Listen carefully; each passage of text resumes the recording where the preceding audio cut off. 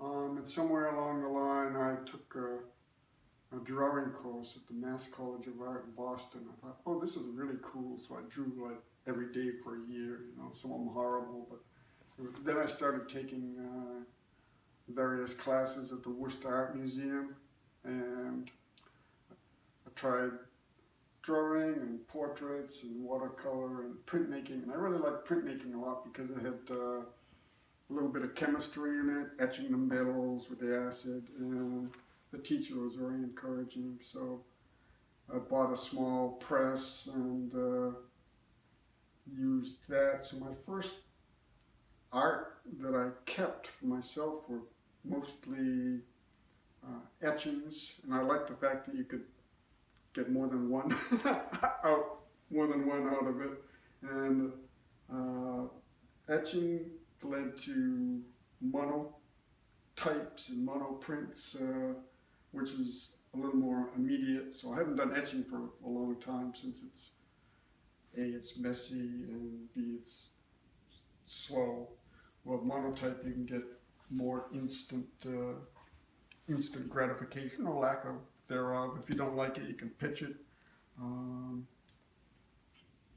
I do some line still.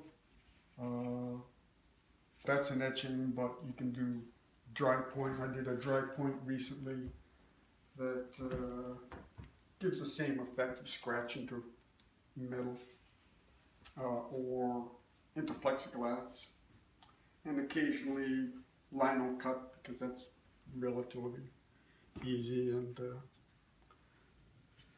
then at some point I started trying oils, and my wife said, don't even try, because they were not good. But at one point she said, oh, keep that one. So I like oils in that you can layer them or go back over them.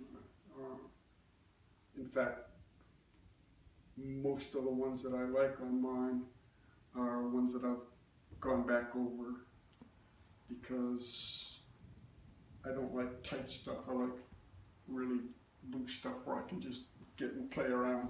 Like this one here, this is more recent in my career, a couple of years ago, a few years ago perhaps, but I can just feel free. I'm not trying for an exact representation as I am for an atmosphere or a feeling. Recently, this thing that I've got here is unusual for me because it's very tight in there, but it's very loose in the background. So, and I'm just experimenting with a new oil medium, actually, that to be able to do, but I have trouble. It was an exercise like make a painting in 30 strokes, something like that, as part of a workshop. And I like the fact that I'm not exactly sure what's going on, but I haven't been able to bring myself to do a large version of that yet. I would really like to. I'm not even sure what it's about, but so I just find the whole thing irresistible for some reason.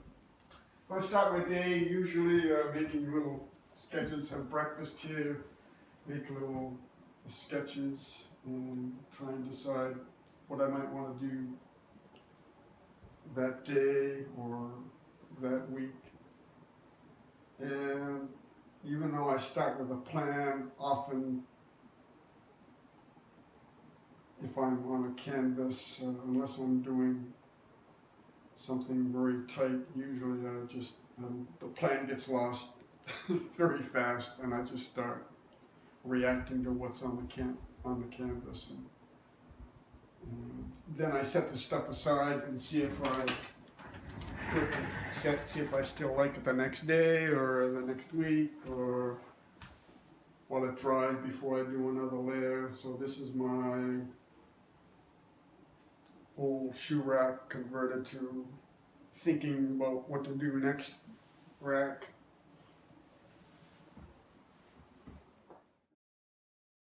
Friend to a museum in New York City, and the artist displaying is a guy named Ad Reinhardt, and he had these big black paintings with almost nothing in it, and this man came and stood in front of it, and his white halo of hair just like popped out. So I said, "Stop, take a picture quick." And then I made this painting on that. It's just I like, so that's a cheap gold frame. I like paintings that don't have like a lot of stuff in them. Hi, I'm Marston Clough. I'm pleased to be part of this new group